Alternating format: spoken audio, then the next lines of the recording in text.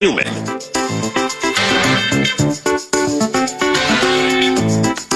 My God. You know me, I love PTI, I love Kornheiser, I love Wilbon. It's the smartest, gab program on TV, has been for a long time. But look at that headline they're discussing right now. Are Thunder suddenly vulnerable? They lose one close game. Great game To the San Antonio Spurs, Davey. in the cup. And are they suddenly vulnerable? You just shake Well, hold your on. head. Were you watching though? Because I would assume both of those guys would be saying no. I hope so, Yeah. but I don't know. But that's, I guess, what you have to hope. That's just a producer going, "Hey, let's stir this up." And he did. Yeah. Or she. You're exactly right. Ben Leber loves to stir it up. He joins us via the Connecticut Water Systems hotline, thanks to our good friends at the Sierra Nevada Brewing Company, fresh from his trip to Dallas, Texas. How was the weather down Dallas way yesterday? It was chilly by Dallas standards, wasn't it? Yeah, it was freezing. I mean, legit, I think it was well below 32 degrees. When we were doing our pregame hit on Sunday morning, we had to be outside the hotel, which is very nice. They did not make us go to the stadium. I'm not kidding you. I think with wind chill, it was probably in the teens. Well, you know what's funny about that? High teens. What was the year? What Final Four, Guardsy, were you at where it was Super Bowl. awful? Oh, no, it was Super Bowl. It was You're right. Super Bowl. Super Bowl, It was. yeah. It was ice. Wasn't it like an ice storm? Yeah, it was a mess. It was Packers Steelers when the Packers won with A-Raj, and they didn't know what to do. The roads were shut down. But weren't you there? I was there. Why were you there? Taste of the Refresh my NFL. memory. That's right. Taste of the Taste NFL. of the NFL. Before they got smart and started bringing guys like Leber. Yeah. I was there. And so I was there to help out. Actually, I was in charge of ushering Roger Staubach around. Oh, that's right. I remember that now. I was like a VIP host. And you didn't get anything about the Hail Mary out of him, did you? No, we did at Army-Navy, though, if you recall. Oh, that's right. You had him on. You're right. Yeah. That's true. He thought it was a clean play. Yeah, very clean. He thought it was a clean play. But, yeah, they did not know what to do. People were sliding off the roads. There were accidents all over the place. It was not good. But we were staying in Ben Lieber's favorite new town, Fort Worth. And I agree with Ben that Fort Worth is outstanding. Yeah, the taste was at the Fort Worth Convention Center. Right. And Fort Worth is incredible. You loved it. And Leber knows that now. Leber. I've been there only one other time, and I don't remember having as good of a time as I had on Saturday night. Nice. The thing is, Dan, it's so authentic. I'm kind of tired of the Nashville thing. Like, Nashville's kind of it's fun become to go trendy. once, but it's also phony and fake, and everybody's out there just like it's like cosplay. Like everybody's in costumes, right. And it's the same type of music at every venue, different band, same cover music. So it's like there's no originality to it anymore. But Fort Worth is like what Nashville used to be, and it's awesome. Yeah, that's pretty good. I lived in Dallas for 5 years, and I think I went to Fort Worth twice. Well, it is a long drive. It is a bit of a drive. I had to take a train. I'm not, but I think it's also that was a long time ago, so it's probably changed a lot since then. Speaking of Hail Mary, this is a question out of nowhere, but I want to try it on you because this is we're coming up on, I think it's December 28th, the 50th anniversary of the Hail Mary play, the Drew Pearson push-off, blah, blah, blah. So we've talked about it a lot over the years on this show, but what's interesting to me now is Kevin Seifert co-wrote a story that's already dropped on ESPN.com talking to some of the principals, laying out the story, why it continues to be so mythic, etc. But they also had one of their referee experts break down, slow down and break down the play. And the conclusion of that expert was there was no offensive pass interference, that it wasn't even close, and to that extent that the Vikings did not get screwed. I am wondering if you've ever, really tried to study slow-mo exactly what happened on that play. I never have because I'm too obsessed with the own pass interference that I supposedly caused in the 09 championship that's game. True, yes. I mean, I can't get over that 09 timeline to get back that far to really break that down. That is a speed bump. That's a speed bump on the way to the 70s, I think for that's sure. understandable in your case. I'm with you, Ben. There's some trauma there. Yeah. So I can't figure out what is pass interference, what isn't pass interference. I know Bursich and I have always, he'll say it even, on air, he doesn't even know what a catch is anymore. I'm with him. I mean, you watch some games, and some games are catches, other games are not. But no, I have never dissected that play. I've seen it a couple times. It looked like offensive pass interference to me, but I've never taken it frame by frame. Yeah, I'd be curious to have you, as a ball guy, take a look at it and break it down at some point in the future. What did you like the most of the Vikings' performance victory over Dallas last night? Boy, team win. I mean, I'll probably just say, I think all three phases played well. I don't, our kick coverage was less than desirable. I mean, Turpin had a bunch of big returns. I mean, he had 3 returns, I think, at 104 yards combined, and that was just in the third quarter alone. So, didn't love that aspect, but Ryan Wright was phenomenal. Reichard was phenomenal. I think the ability to, again, mix in some of the runs and passes and keep their defense on their heels a little bit, I thought was super important. And I think we all have kind of broken down how well McCarthy played. And, obviously there's going to be missed throws everywhere, right? I mean, Dak had some missed throws, and he's a high ender. So I don't want to look at it completely under a microscope and tear every pass down. I thought he looked really good, and I thought that he's done a really good job from the mental aspect of it, where everybody is putting so much weight on every single play, and he goes out there and just does his thing. So I really appreciate that. And, the defense, gave up some yards. We all know that, but at the end of the day, they held him out of the end zone a bunch. They put a cap over the defense where there wasn't a lot of big explosive plays, which is something they really, really rely upon. And you could tell it frustrated them with the amount of blitzes and pressures and really just not understanding where B-Flow was going to attack from.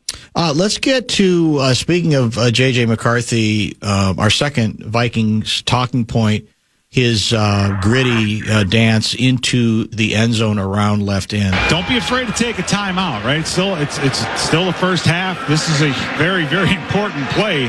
So get it right and get to the line of scrimmage and don't hurry it up. Blake Brandel checks in, so the Vikings have an extra offensive lineman. He'll be to the left of left tackle Justin School. 2 in the backfield, Mason and Ham, 4th and goal from the 1, McCarthy under center. Snap, Mason, handoff. Oh no, McCarthy keeps it beautifully and saunters into the end zone for a Vikings touchdown. J.J. McCarthy with his 3rd rushing touchdown, and that faked out everybody at AT&T Stadium, including the announcer. 14-13, Dallas. And they ran it to Maris Leof's side, the rookie linebacker who was crashing down, and we thought he made a play in the backfield. He thought he tackled Jordan Mason in the backfield. We all thought he tackled Jordan Mason in the backfield. But J.J. McCarthy, what a sweet play fake. The mechanics on that particular one, I thought that was artistry. That was as good a fake as I've seen in a long time. Yeah, that was smooth criminal there, right? Yes. I mean, that was kind of nice how he played that thing off nonchalantly. Yep. As his kids like to do everything nonchalant these days, and that was perfect. And again, as PA was setting up that play, it really is about the play setup as much as it is about the execution after the ball is snapped. I mean, if I'm a defensive player and, they're holding up, I don't know, they're probably flexing from the sideline saying they're jumbo 22. You've got 2 tight ends, you have a fullback in there, you bring in the big bruising running back, and you bring in a lineman. I mean, that's jumbo 22 personnel. And you're all thinking mentally, I got to get downhill. I got to attack these gaps as defensive lineman. I've got to, hit it hard and hit it fast if you're a linebacker or a second-level player, and you're going to probably scoot up so close to the line of scrimmage that you're just going to create a wall there to not let anything in. And then as Pete was saying, you've got the end man line of scrimmage just crashing down, and he tackles Jordan Mason. I mean, it was the setup that led into the mentality of everybody just in attack mode. And, there's nonchalant McCarthy just holding the ball at his hip, and he just kind of rolls around and had one of the easiest touchdowns he's probably ever going to have in his career. Let me ask you a Christian Darrisaw related question. I got into this a little bit with Krasinski earlier. So do you believe, is there a story behind the story on him that we're going to have to try to learn in the offseason? where there might be some frustration either on the part of the player or the team about how this has gone? Or is this going to ultimately be revealed as just a simple case of he hasn't recovered from a significant surgery as seamlessly and as quickly as everybody projected that he would? I'm hoping that it's just, the latter, where it's more just, he's gotten dinged up a couple times now. Obviously, he's got the knee, but when I was listening all week to some of the Cowboys podcasts, they're talking about Trayvon Diggs and all this stuff, and it's not about his injury, and they're all worried that what this all means, and a lot of people just think that he's done and he doesn't want to be a part of the team anymore, and vice versa. The team doesn't want him around, and it seems like it's personal, not professional. I don't ever want to think that that's the case here. I really do think that it's probably injury related, and hopefully there's nothing more than that, and I guess we've got 3 more weeks to kind of see how the dust settles. But I don't like the way it's kind of percolating right now, but I'm choosing to believe that there's nothing more to it. Texter wants to know if you could help break down that illegal formation penalty that nullified Jefferson's would-be touchdown. He writes, my wife was asking about the penalty. I found I couldn't explain it. I'm familiar with 2-minute motion, that kind of thing, but I wasn't sure why that penalty was called. What do you think? What can you explain it for us? Well, the way I understand it is, so we had Jordan Mason split out to the far left side, and he's basically the X receiver. And with Josh Oliver on the end line, where he's supposed to be at as a tight end, he's an eligible player with an eligible number. And if he needs to remain eligible, then that outside player cannot, quote unquote, cover him up by being on the line of scrimmage. And that's why he's supposed to be a step or two off to keep him eligible. And he didn't. Jordan was right, snugged up on the line of scrimmage. He had an opportunity to take a step back before the ball was snapped. He didn't. The ball was snapped. And that's why you have the illegal formation. Here's another interesting text for you to play off of, or riff on perhaps, or perhaps dismiss. This is from 651 guy. O'Connell was overcoaching a perfectionist personality. I'm glad he figured it out while he may not have done some psychological damage. This kid has some serious mental strength to have dealt with all of the crap that's been thrown his way thus far. What do you make of that? Well, there's a lot of different analogies to all this. I don't believe, what the emailer is saying, I don't believe that. We've all had something in our lives that's like shiny and new and exciting, right? Whether it's a new golf driver, a new car. What do you do? What do you do when you get that fun new thing? You push it to the limits. Like you ever get a rental car that's like better than the car that you have at home? You give her hell. You drive it like a rental, and you see what it's got, and you want to push its limits, and you want to have fun with it. And then you realize, like, oh, man, I got to kind of throttle this back and kind of figure this thing out. Same thing, like, I got a new golf driver. I'm taking that sucker out, and I'm hitting driver every single time because it's going to go further and faster, and I'm going to be a better golfer because of it. And I don't realize that I got to tweak my swing to make this thing work. And it takes me multiple rounds of golf to figure that out because I just force it because I got a pretty shiny new driver. I think it's kind of similar to what we've got going on here. We've got a young kid that shows a lot of talents with a lot of cool tools. And you want to use all those tools because he's been showing you that in practice. He's been showing you that in controlled environments. But then when you take it out on the streets and you're letting it fly, it's just not responding the way that you want.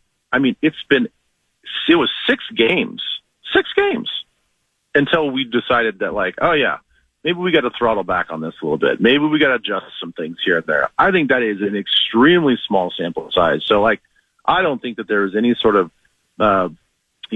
over-coaching done or it was malpractice the way they've handled them. No, you're trying to see what a player can do. And you got to make some adjustments. So I think this is perfectly fine with the timeline that we're given. Hop Splash player of the game? Hop Splash player of the game. I'm going to go Will Fries. Oh. I thought that of everybody on the offensive line, he played the best. School actually had a kind of an impressive game considering the situation with the defensive line. But I would say that both run and pass, Will Fries was physical. He was quick, showed great footwork. I don't know if he gave up much penetration, if any, in the pass rush game. Now, it might all be egg on my face when the people at PFF come out, tomorrow and say that, where he graded. But based on what I saw, I thought he was awfully impressive. I mean, you watch this C.J. Ham touchdown. Yeah. I mean, without his block, it was a little combo block that he had there with Ryan Kelly. And if he doesn't hit that guy and smash him down and wash him down, there's no place for him to run. So even on critical plays, he was pretty impactful. A lot of this, the rest of the season, now that the team has been, was mathematically eliminated before the game, is about evaluating various positions, starting with the quarterback spot and looking for signs of progress. But there are other places where one assumes that's ongoing, right? I mean, it almost has to be. For you as a defensive stalwart, how are you looking at, what are you going to be paying attention to defensively the rest of the way, involving perhaps a player or two that, maybe it's not automatic that they're going to be here again next year, or it's a position where you'd like to see improvement? Where's Ben Leber's eye moving the rest of the season on the defensive side of things? Secondary tackling. I think it's been an issue for us all season long. I think it's been an issue whether we're in the playoff hunt or, as of recently, we're not. I think before going into this game, we were 7th worst. How am I going to say it? We had the 7th most missed tackles as a defense. And I think a lot of that, a large part of it, was our back end secondary. It hasn't been good. They're not sure tacklers. There's a lot of shouldering. There's not a lot of wrapping up. And I know individually there have been some players that we know that they can tackle. We know that they can hit through the ball carrier. We've seen it. I mean, Isaiah Rodgers almost knocked himself out in the Philadelphia game because he came down with such tenacity. So we know that the guys can do it, but I've also seen a lot of plays where guys are turning down some hits and even just turning down some sure tackles. So everybody kind of gets in self-preservation mode, whether they want to admit it or not, especially the last 2 games of the season. So we'll see if that happens. I mean, we're kind of a bad tackling team. Let's see if it gets better or if it gets worse. That's a sneaky good take that I don't think probably people pay enough attention to. The tackling part of it has been very problematic for much of this season. Even if, the overall number sometimes defensively, you say, well, they've kind of hung in okay, given for a period of games they didn't get anything on the offensive side of the ball. But I think that's a very, very good point, especially as it pertains to the secondary. Is it possible, or perhaps now bordering on the probable, that the current kicker of the Minnesota Vikings is going to be the best place kicker in Vikings history? I mean, I don't know where he's at, on the all-time list, but boy, where he's trending, I don't see why he couldn't be one of the best. I mean, he is automatic, and he's got a great leg. There's tremendous chemistry with all 3 of those guys. And, I don't know. I mean, they could make the case that they might be the three best in the entire league when it comes to that 3-person battery there. So, yeah, I don't know. I'd like to hear an argument as to say why he couldn't be one of the best, because I don't see why he couldn't. You were busy last night. I don't know how many other games you were able to see, but I'm curious to get your view on the return of Phillip Rivers to the quarterback position for the first time, I think, in 5 years. I didn't get to see much of the game. I saw a few of the highlights of some nice back shoulder throws that worked. Ultimately, they lose, I think, a late drive for a field goal by Sam Darnold and Seattle. I loved the story. I know there were people out there who were kind of annoyed by it, and what are we doing here? This is kind of a circus. But to me, it was one of those stories, it was easy to root for him. What did you make of it? Or what do you make of it? Well, yeah, I agree with you. I mean, he is a super easy guy to root for. Yep. I loved the couple of years that I played with him. I mean, he is exactly what you see. I mean, if you can believe it, he's even more funny inside the locker room than he is to the media. And I think he's really funny with the media. So I think that, with him, it very well easily could have blown up. You know, like, what are they doing with this 44-year-old guy that, you know, we don't know what he's doing in the offseason. Mm-hmm. You don't really know how in shape he is. I mean, clearly he's a little softer than he used to be. But I saw enough of the game to say, like, he can still make some throws. I mean, he made a throw early on in the game. It might have been one of his first or second throws to the right sideline. That was like, it was an incomplete pass, but it was on the dot. I mean, the guy made a good defensive play, but I'm like, wow, like, holy cow, like, he's just out here ripping it. And I saw him take a couple, like, big hits, step into throws, take a hit.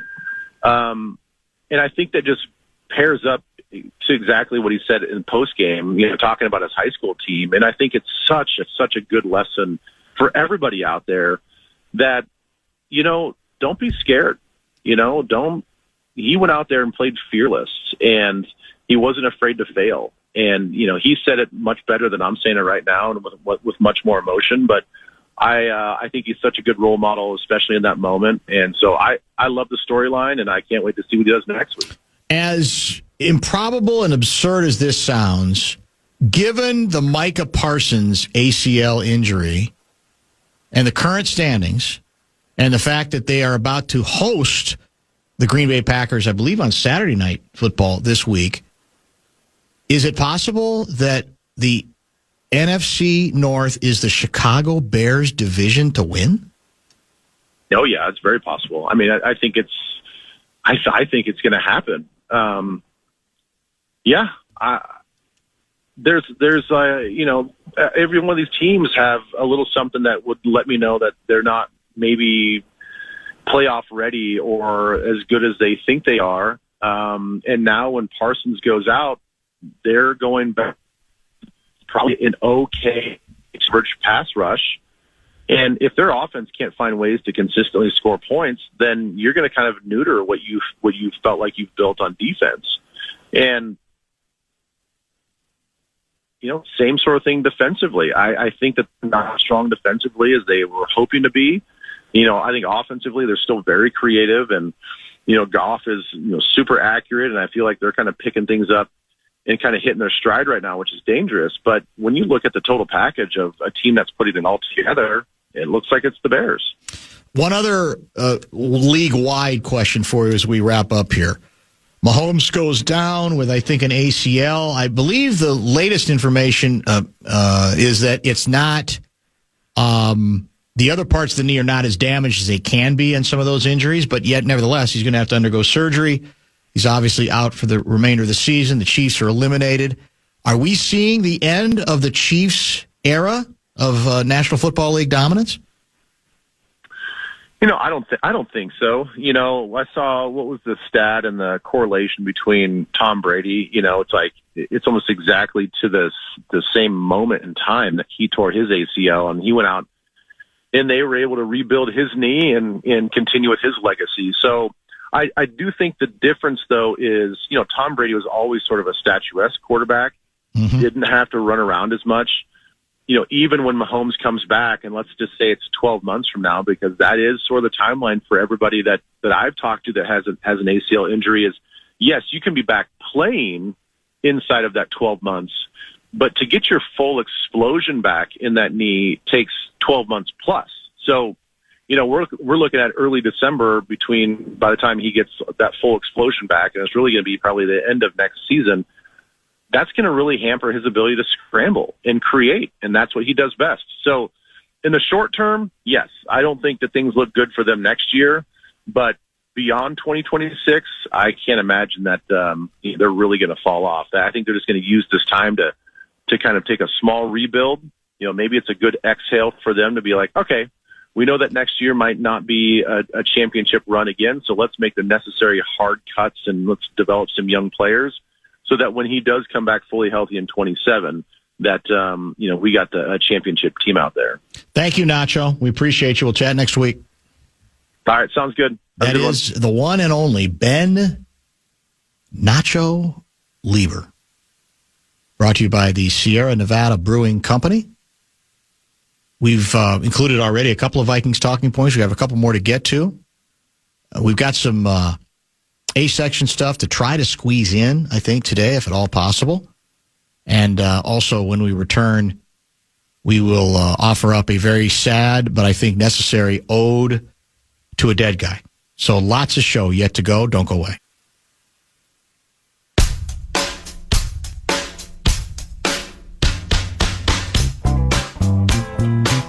We neglected to mention it with Ben Leber, although we did discuss it earlier. Jonathan Grenard has been shut down for the season. He's going to get season-ending, I believe it's shoulder surgery, correct? He aggravated a previous shoulder issue. So it's not at all surprising that everybody, well, in this case, there may not have been a choice whether the Vikings were eliminated or not, that they may have had to do this, but all the more reason to do it given how little is at stake. The rest of the way, you're going to play it pretty conservatively. I guess that's my Darisaw question.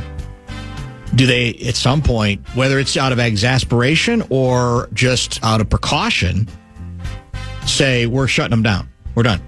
You know, if it's that, if we're in a place, there's 400 and some days, because all the Jackals have actually counted the days, apparently. Yes, they can do that. Since the injury, or was it since the surgery or since the injury? I think since the injury. That you just say, well, if it's this difficult, there's something up, so let's just not even mess with it. You know, let's take the drama out of it. We'll just say it's over the rest of the season, Johnny. So I don't think there's been anything on that. It might be something worth discussing. Well, actually, I'm off tomorrow, but are you having Seifert on tomorrow? It's something he might be able to discuss. That's the hope, yep. I'm kind of curious to get his view on that as well. And now it's time for Ode to a Dead Guy. The first indicator I had that there was anything perhaps going on with Rob Reiner was via Dan Minnesota. And he sent out a tweet last night. I don't even know the time. Something effective. I hope it's not true about Meathead, I think. And I'm going, wait a minute, what's he doing? Was that, did he mean meat sauce? Or, you know, I'm trying to figure it out. So then I Google the name Rob Reiner, and already at that point, the speculation was rampant. The individuals at the Reiner home had not been identified yet, but there was every reason then to believe that he had lost his life as well as his wife as well. And the worst case scenario was indeed confirmed. It's a story almost unspeakable. The authorities now do believe that it was one of his children, one of his adult sons, who went into the home and murdered the both of them. People magazine is reporting that it was another one of their children, the daughter, I believe, who went into their home, I believe in Brentwood, and found them. I can't, I mean, we've all said it. You can't even fathom the possibility about being in that position as a son or a daughter, and you walk in and you find your parents murdered. It's astonishing. There's already a number of versions of what might have led to it, that there was, one of the reports was a party at Conan O'Brien's house in which there may have been an argument between Rob Reiner and his son. Jeez. Who has dealt with apparently a great deal of drug addiction. Yes. I think in and out of a dozen rehab centers. So obviously there were some issues there, that there was some argument, and that then it almost was carried forward. I believe that party was on Saturday night, and it was carried forward somehow on Sunday. There's a part of me that we're all in the business now. It's kind of what we do, of evaluating and calibrating reaction, which to me is become a very draining and exhausting game.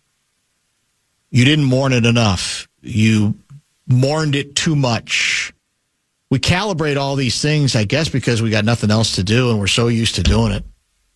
And that said, obviously the president's reaction, I not only was not surprised by it, I literally expected it. So for that reason, I'm not as horrified by it. I Isn't know. that sad? It's the saddest part of the whole thing. I'm really not horrified But by it's it. just normal. The first thing I thought of when I saw, well, there he is on Truth Social. Well, he's going to make it about the fact that, Rob Reiner was an agitator of the president, and he'll never get past that. Now, he went well beyond that into just really grossness by suggesting, in effect, that it was Trump derangement syndrome that killed him. In a situation where it was fairly obvious even then that they were murdered. And somebody found, I probably should have given it to you, but it's not worth getting into.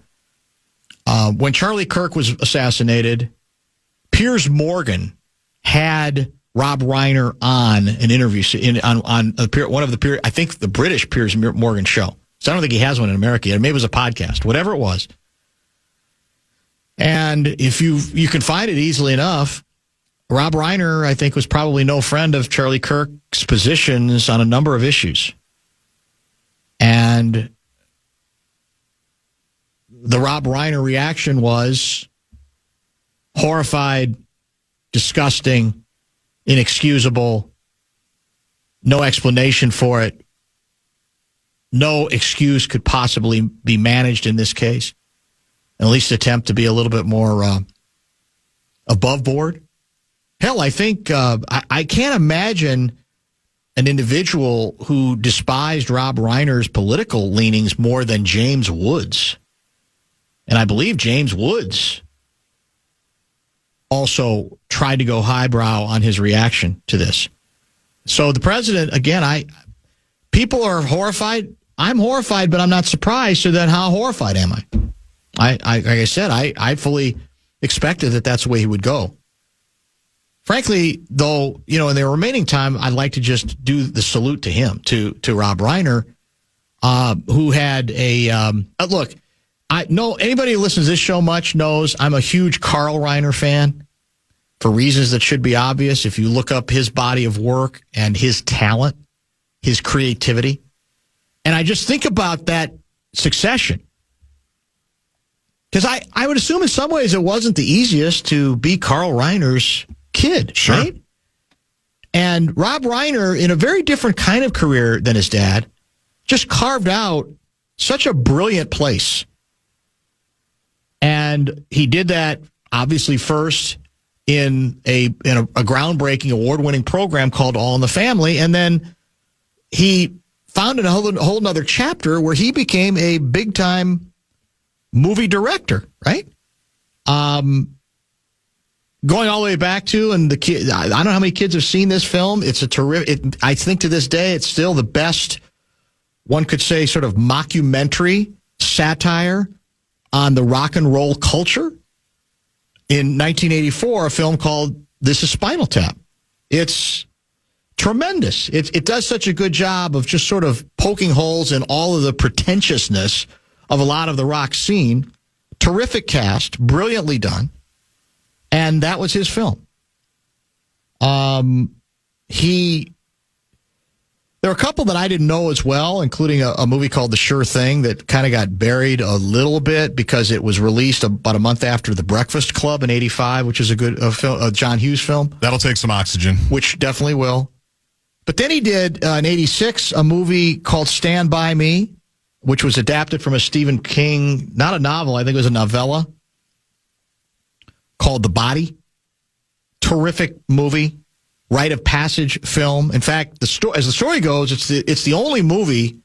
Stephen King's pretty exacting, even though I'm sure he's enjoyed taking the paychecks for having Hollywood take over his films.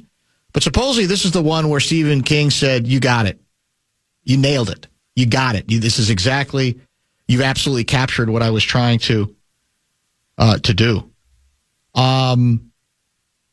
Terrific soundtrack. Great film. Princess Bride followed. Another really good movie. 1989, he makes a film called When Harry Met Sally.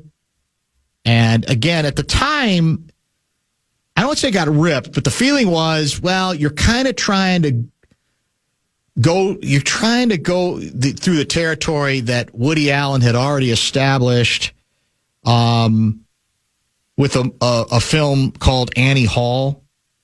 And the feeling was that, maybe they call it the modern rom-com, right? And that maybe it was too similar. There were some similarities. I thought it was such a warm film in its own right. And that's the one constant in his films. I thought there was just a lot of warmth in his movies, whether you loved some more than the other. And when Harry Met Sally was outstanding.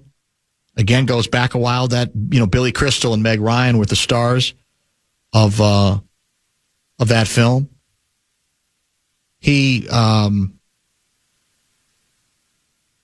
makes also a motion picture called, with Aaron Sorkin's scripts, I believe, A Few Good Men and The American President. And I think a lot of people say the of those two, the second one is what inspired pretty much the TV series. That was a Sorkin series too, right? The West Wing, if I'm not mistaken. American President is a very good film. I forgot that he did. I didn't realize that he did Misery. I had no idea that he did Misery as well. Did you? I did not know he directed that film. It's also worth noting that, as pointed out, this is a piece in TheGuardian.com. They remind us that you can't leave out his influence as a producer through his company Castle Rock, as they say, paving the way for Seinfeld, Sorkin, a lot of people. So this is a guy who, at every level, kind of maximized. Big time. Did he not? Big time. And again, politically, he there's no secret where he landed. There were times he was a little too insistent and loud for me as a kind of a one-note wonder. But that's a different issue for, I think, a different day that should have nothing to do with this. But, again, I don't think you were that surprised with what the president said. And everybody's acting horrified and how dare you. And it speaks to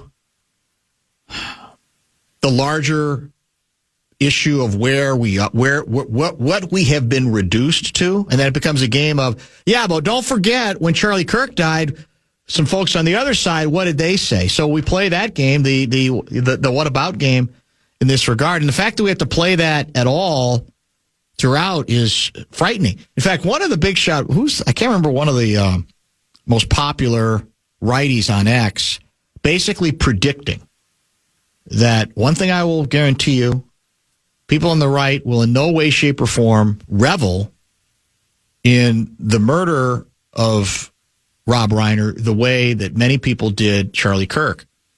And how'd that work out? About 5 minutes later, there's the Trump social. The president. That's the president. The president of the United States. It's just the president. It's just what are you going to do? But I would love to hear some favorite, I guess, either movies, scenes from motion pictures, productions, and maybe even going all the way back to All in the Family, if you're old enough, what you remember of the Rob Reiner career. I think he was 77? I thought I saw either 77 or 78. I think his wife was about 10 years younger than he was. And as the story goes on, when Harry Met Sally, he changed the ending. When he met his wife? When he met his wife. Yeah, he basically Which changed I never the heard ending. until today. I had not heard that either until How today. was that going to go? Was that going to be like La La Land? Spoiler alert. That's true. Which still haunts me. Yes. The end of La La Land. Yeah. I can't imagine Harry and Sally, spoiler alert, not being together at the end of that. Can you imagine if they just went their separate ways? Yes. Like La La Land. It's gut-wrenching. It is. That's true. That's very, very true. So I wonder, because the big line from that movie is when you realize you want to spend the rest of your life with someone, you want the rest of your life to start as soon as possible. Yeah. I think the big New Year's Eve speech from Billy Crystal. So he just came up with that, like hanging out on set, basically. That's pretty impressive. That's very impressive. It's a big monologue right there. Another thing that struck me, and I think we talked about it, there was was it a Carl Reiner, Mel Brooks bit together, or was it just with Carl Reiner that Rob was involved in? something that was on one of the either HBO, Netflix, whatever. And what impressed me about the Rob Reiner part was the patience with which he drew out the principles. And because, look, I mean, they're both pretty, at that point, they were both pretty ancient. So, some of this stuff wasn't easy, and yet they're both geniuses, comic geniuses. And I just remember being touched by, because I have no idea what the relationship was. For all I know, it was stormy. I'm not saying that it was the perfect father-son relationship there, but whatever it was, for the purposes of this documentary, he was just so good about drawing his father out, being patient with him, trying to lead him down roads where he knew, I'm sure there was going to be pay dirt and very interesting stories to tell, anecdotes, etc. So it's one of those stunning stories that the moment you hear, I mean, I'll be honest, and this is, I think, a sign of the times politically. My first thought was somebody politically got him. That he is so vocal on his side of the aisle that some maniac said, I've had enough of this, I'm going to silence him. That was my first inclination. And it turns out that's, according to police, 100% not true.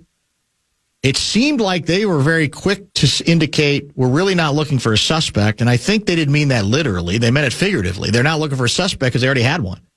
And so to that extent, I think that was their way of saying this isn't some sort of random killing or even a targeted killing in that regard.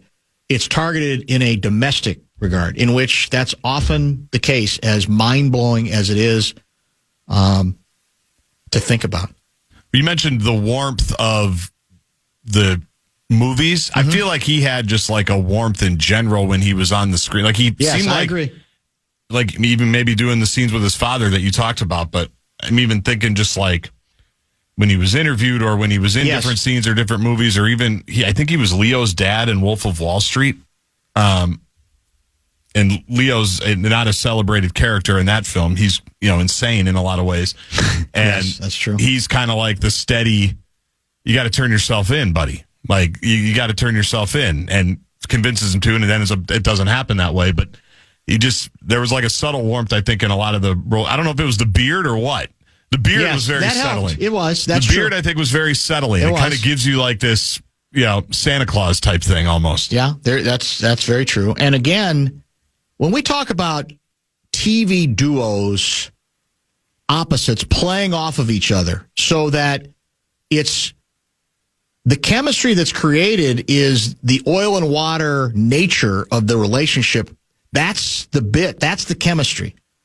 It's hard to top Meathead as the son-in-law of Archie Bunker. I mean, in all seriousness, it's... You want to play that sound that you sent me? We can, well, yeah, you know what? We can. We can go ahead and play that. And this, I think this was their last conversation together on All in the Family, I believe, because Meathead's going to leave with his family. They're finally going to leave the nest. And I think they're going to California, as I recall.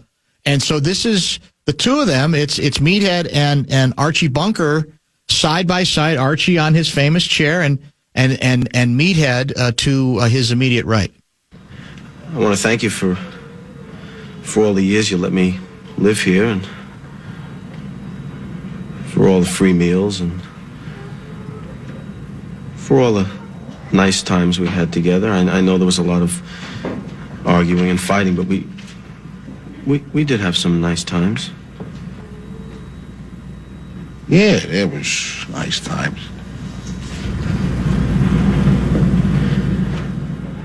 You've been like a father to me. Well, hey, you've been just like a son to me. You never did nothing I ever told you to do. Hey, Arch, we want you and Ma to come visit us out there. Oh, well, maybe your mother-in-law can do that, but, Well, I think you'd like it out there. Nah, I don't think so. Sure, fresh juice every morning. Well, you know me, I always take the canned. Lots of sunshine? Yeah, what I burn these? Pacific Ocean? Yeah, well, I don't like an ocean where the sun goes down. I like an ocean where the sun comes up.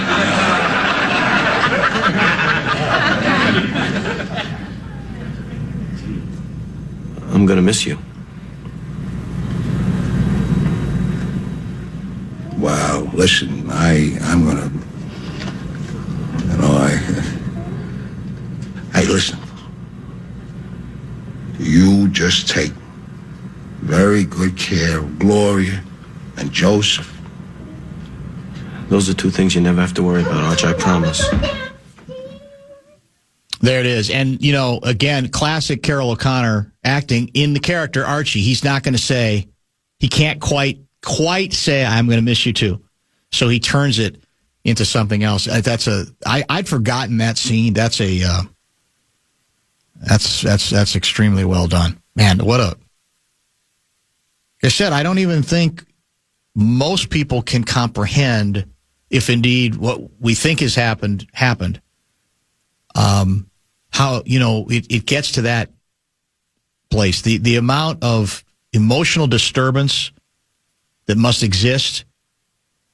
And, one would assume on the basis of the history of the sun, what accumulates, what becomes cumulative over time to eventually end with that. Presumably walking into your parents' home and attacking them the way he did. It's almost unspeakable. But the legacy of Rob Reiner, it will indeed live on. Whatever you thought of his politics, his ability to entertain or to involve himself in motion pictures that entertained and sometimes did give you food for thought, but just evoked deep emotions is that will indeed stand the test of time.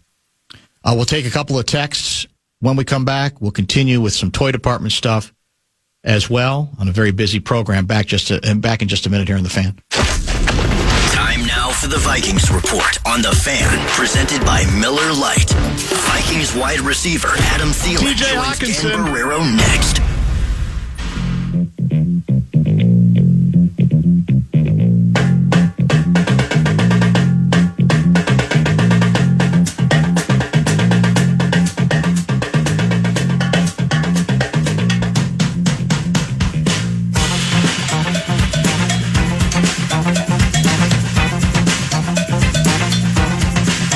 Some good text to read a little later in this program, maybe in our next segment. But let's keep the Vikings talking points going, including what might be described as the crucial section of last night's game that allowed, I think, the Vikings to kind of take control of things against the hated Dallas Cowboys. They vociferous Dak Prescott about ready to take the ball from Cooper Beebe. Snap. Third down. Blitz. Prescott hit. Prescott sacked! They got Dak Prescott on third down. Drove him all the way back to the 41-yard line. And Dak's a bit slow to get up. And now everybody interested in Brandon Aubrey kicking these super long field goals. This one will be from 59 yards left hash. Aubrey has missed from 50, missed from 51 earlier. He's 9 of 12 from 50 plus. This will be a 59-yard try to give the Cowboys the lead early in the fourth quarter. Snap spot. Aubrey, line drive, plenty of leg. Holy cow, he missed it again. The Minnesota Vikings have put Brandon Aubrey on a bad game, and on the Sleep Number scoreboard, they hold the lead 24-23, 12:20 to go in the contest. First and goal from the 4. Jordan Mason sprints out wide left, 3 receivers to the right. McCarthy with an empty backfield puts Hawkinson in motion, first and goal. JJ looking right, throwing right, caught, touchdown! Jalen Naylor with a 2-touchdown game, and the Minnesota Vikings have taken a 30-23 lead. And we never looked back after that, really, did we? I mean, that's sort of the stretch, starting with the sack where we kind of took control of the whole thing. Who are we playing next week? I don't even remember. I stopped thinking about the schedule once we were mathematically eliminated. We are back on the road against the New York Football Giants. Ooh. Loser-proof? 3 in a row for Boudreaux. That's got to be loser-proof. For Mike Yo. Didn't Washington destroy the Giants yesterday? Washington, the same Washington team was awful against us. I think they won that game. Pretty sure they beat the Giants. And they've also announced they are shutting down their quarterback, Jaden Daniels. Yeah, no surprise there, which, right? Shouldn't surprise anybody. Is that game inflexed? Vikings Giants? Unlikely. I have it here as a noon right now. Oh, that could change it. Yeah, the Giants lost by 8. By 8. 29-21. Fallness exclaims that this can't be. Danny B is dedicating a segment to hockey. Wolves in 5. If you want to do the third one, you could say Guardsy hates OKC. Yeah, that's true. Wolves in 5. That would be perfect. I figured there had to be an OKC coming in there. John from Owatonna writes, CC is not a clown. Vikes were great on third down. So happy Hughes is in town. Wolves in 5. It's not bad. Not bad at all. As a gigging guitar player, my favorite will always be This is Spinal Tap. Speaking of Rob Reiner films, when Nigel shows Rob Reiner his guitar amp and the fact that all the knobs go up to 11, Rob asks him, why don't you just make the number 10 a little bit louder? Nigel responded, but this one goes to 11. It's the most oft-quoted scene that captures that film beautifully. No, wait. No, you don't get it. Ours goes to 11, so ours has to be louder, and he has no idea of exactly what he is indeed saying. We have one more Vikings talking point. Let's go ahead and get to it, shall we? I don't remember what this one. I called this one "Stop the Presses," but what was I asking the presses be stopped about? What was your favorite pure progression moment? Oh, that's right. In fact, we'll get back to that because of our conversation with T.J. Hawkinson, because he's the guy who caught this pass. Let's listen. J.J. McCarthy's out of the shotgun. C.J. Ham in the backfield. Pass over the middle. Caught! T.J. Hawkinson between the hash marks on the run at the 50. Gets to the 45 of the Dallas Cowboys, and he stopped at the 44-yard line. It is Hawkinson for 29 and a first down. Yeah, and that is your typical Tampa 2 beater, where you get the tight end up the seam, and Marvian Overshown just wasn't quite tall enough to break up that pass. So beautiful route, beautiful throw by J.J. McCarthy. With his ability to throw the football from an arm strength standpoint, he's going to have a chance to touch every blade of grass and allow us to be explosive. And then I think he's made some big-time throws and some big moments. Thought the seam ball to TJ was a spectacular throw.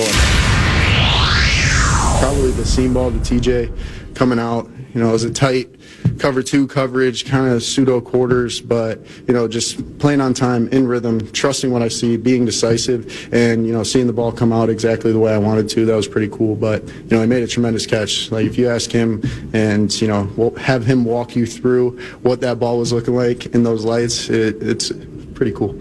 So what we're hearing is that particular decision, and pass and catch were not functions of the pure progression approach. That one was him reading things, not necessarily where he was supposed to go next on that play. I'll take the experts at their word on that. I have absolutely no idea if that's true.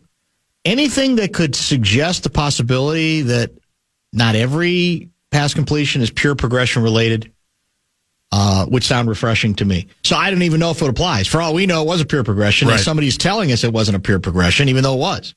I just like how every pass is going to be evaluated on, is it pure progression or You're not right. pure progression? That's true. That's the way it's going to be the rest of the way. We've overcomplicated it that way. After Giants, what do we have left? Then it's Lions-Packers here. Back to back. Northern Division collisions.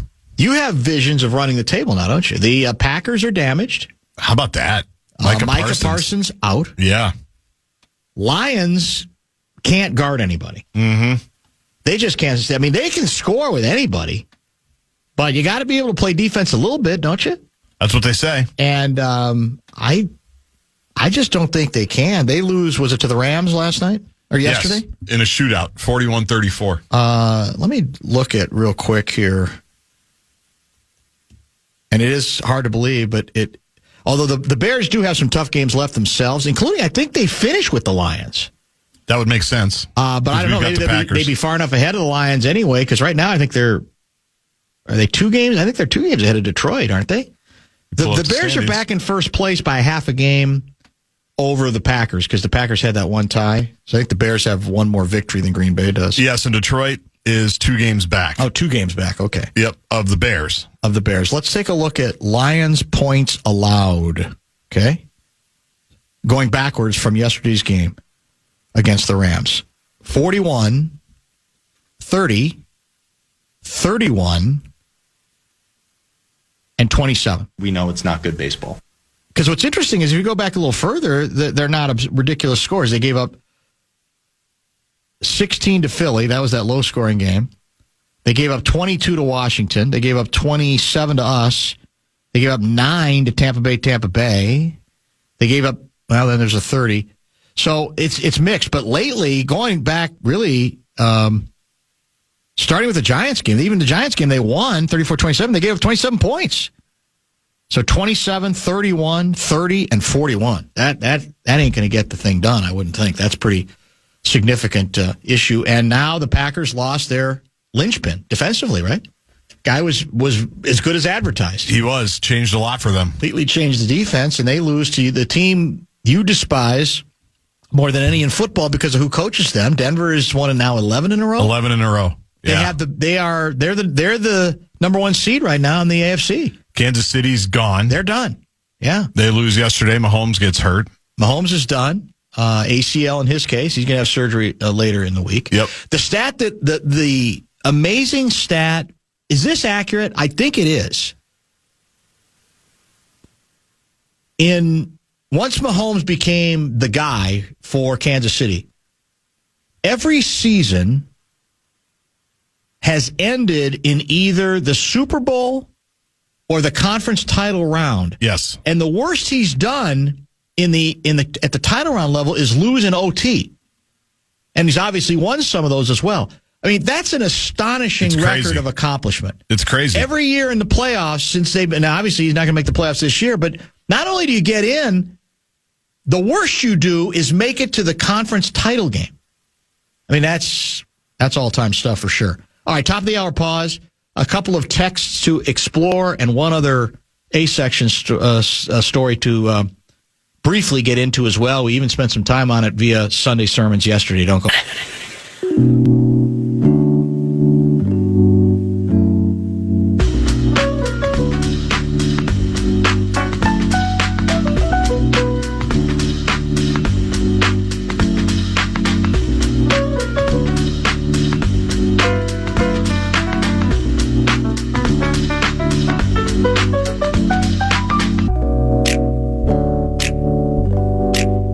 We chatted yesterday even on sermons because it was the story I didn't think could be possibly ignored regarding what took place on the beach in Sydney, the mass terror murder shootings at a gathering, basically at a Jewish service, of the individual who blindsided one of the shooters from the back and bravely took the gun away from him. And what I didn't know at the time was he ended up getting wounded himself, because if you watch the video, you could see he's not comfortable with the gun.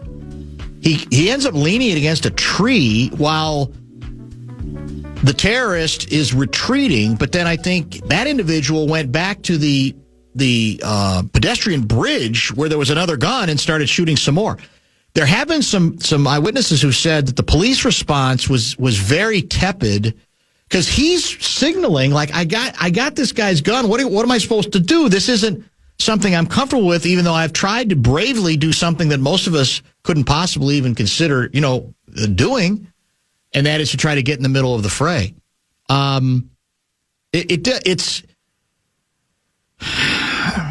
What's interesting is the quotes from the prime minister.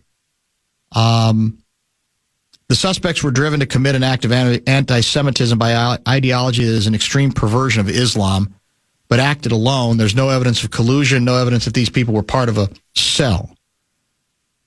To which I say, who gives a crap? Now, it's important information to follow the story if it's part of a larger group.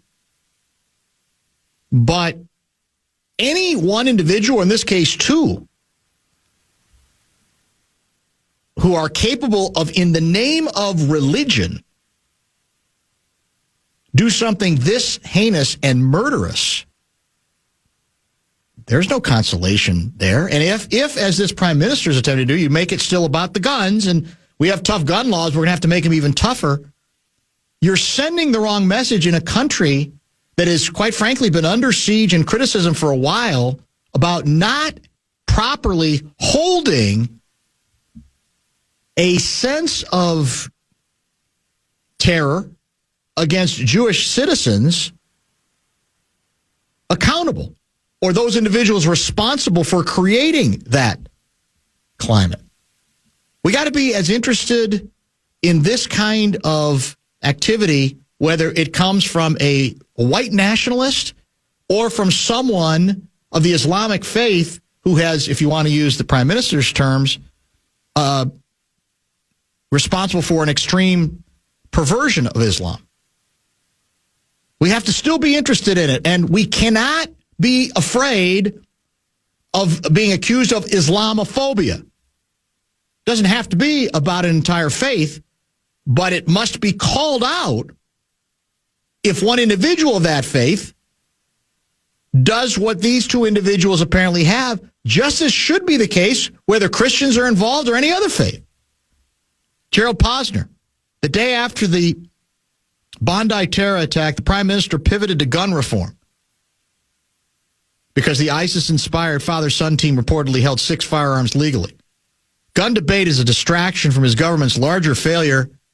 Australia's surging anti-Semitism since October 7 has been met only with hesitation and political cowardice. Government set the template for its inaction only 2 days after October 7.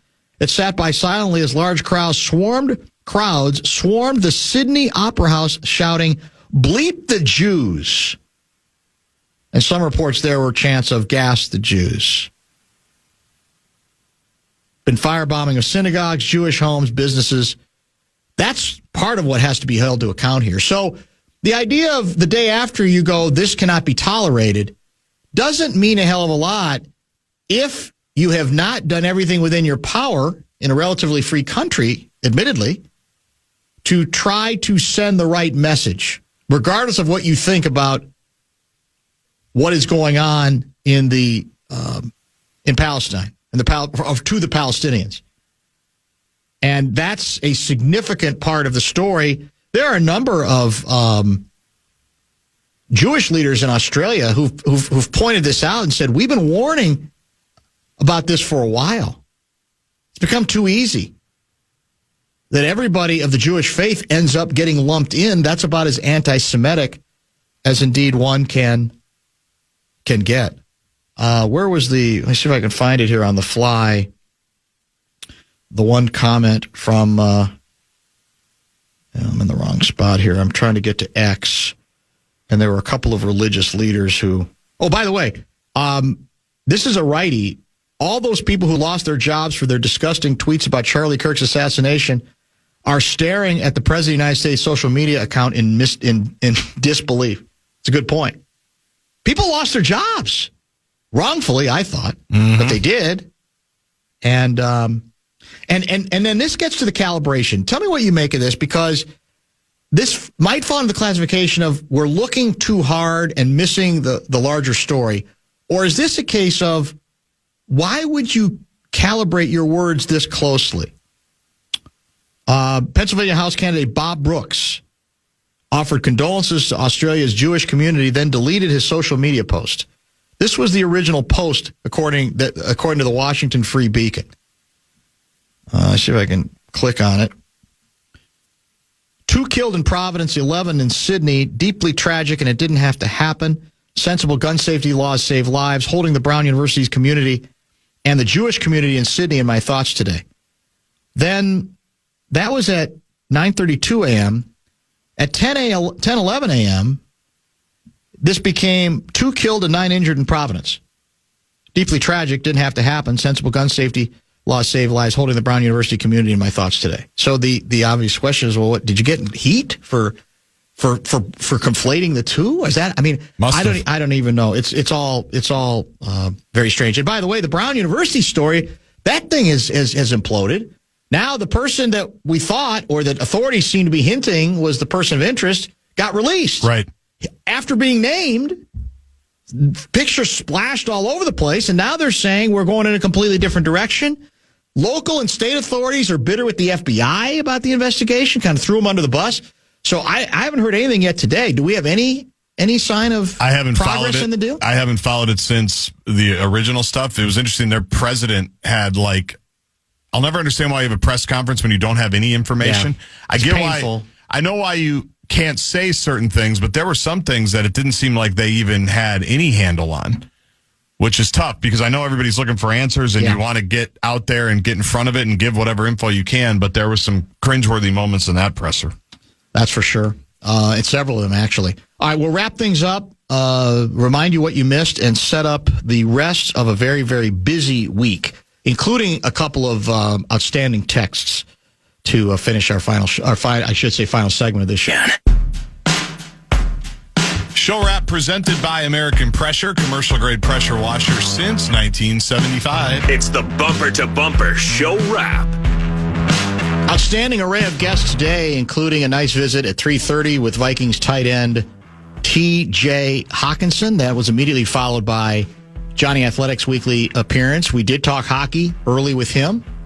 Got to some Vikings and got to plenty of Minnesota Timberwolves chatter as well. Nacho Leber joined usual time, probably about 4:47 or so as well. Lots of good Vikings talking points. I'm off the next couple of days, so Guardsy will be in that chair. Do you know what you have planned for sure yet? A lot of the regulars, yeah. Okay. Everybody should be good to go. Mason's going to be tomorrow instead of Wednesday. Hoping Kevin Seifert tomorrow, still working on that. So pretty status quo. Pretty nice. Standard, as we say. Standard bumper-to-bumper fare. Couple good texts to finish things up with today. Oh, by the way, Monday Night Football will follow Vikings Rewind right here in the Fan. And it's not a bad match. I mean, the Dolphins are playing better, right? They've kind of come out of nowhere. I don't know if they're out of the playoff chase or not, but A-Rod always interests me. Pittsburgh Steelers always interest me. They won a big game last week against the Ravens, didn't they? It was pretty important. With game. Adam Thielen. That's right. Who's found his love again. So we can watch Thielen tonight on Monday Night Football here. Or listen. Right here on the flagship, correct. Regarding, I think this kind of goes back to the Rob Reiner story. We now live in a country where when a cultural icon is murdered in the most unspeakable manner by his own grown son with a motive that is most likely not political, somehow Sharks Jets is our number one talking point. This culture war is a poison that infects every conversation. Today I found it jarring. I just wanted to mourn and take a break from politics. Well said. Nothing to add to it. Dan, I had an uncle. This is Mitch from Apple Valley. I had an uncle who had very bad substance abuse problems as his life went on. Track star in high school and college, but once it takes hold, the addiction never lets go. His mental health deteriorated, and eventually he ended up homeless. He became such an unrecognizable version of the person we knew and loved. He never did anything to anyone, but the way he would act, it was in the back of my mind, and he ended up taking his own life 2 years ago today. So having dealt with that personally, I'm not shocked to hear how it ended for the Reiner family. I'm guessing this train has been coming down the tracks for a long time and finally came to a head. Another excellent text. And that's the truth. We think of this and we go, we're horrified. But we have no idea. This doesn't happen out of nowhere, right? Right. It does often take years of dysfunction to build to a place where this unspeakable end could indeed ensue. Dan, this is why we've listened to you for 30 years plus. Your eloquence in attempting to explain the effect of the confluence and intersection of addiction and mental disorder that results in a horrific act of violence is wonderful. A great man is gone. There's nothing left but inadequate words. I'm glad you were at the mic trying to make some sense of it. Thank you, brother. I appreciate the kind words, and I've learned the hard way, I think, over the years that when it comes to these issues, to use his term, the intersection of addiction and mental disorder, the power of those things coming together, to some of us, again, it's like we can't understand it because, fortunately, we don't live it. But there are many people, it's not just the people who it happens to, it's the people around those individuals who observe it and are haunted by it and terrorized by it. And over 30 years, we've gotten some incredible reminders of that with texts.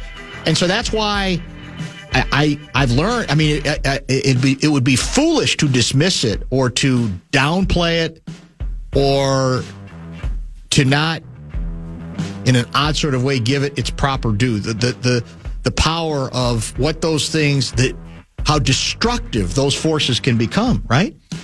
It's 100%. The examples are endless, and they are in. The other thing I've learned over the years, again, and this does, I think, come with age a little bit for some of us, is you may not even know it for a long time, but eventually you find out almost every family out there is affected. For sure. Right? That's the thing. Some way. Everybody's got problems. And that's why I don't think you can be, glib about it. You can't be dismissive. Oh, take care of it. Buck up, nut up.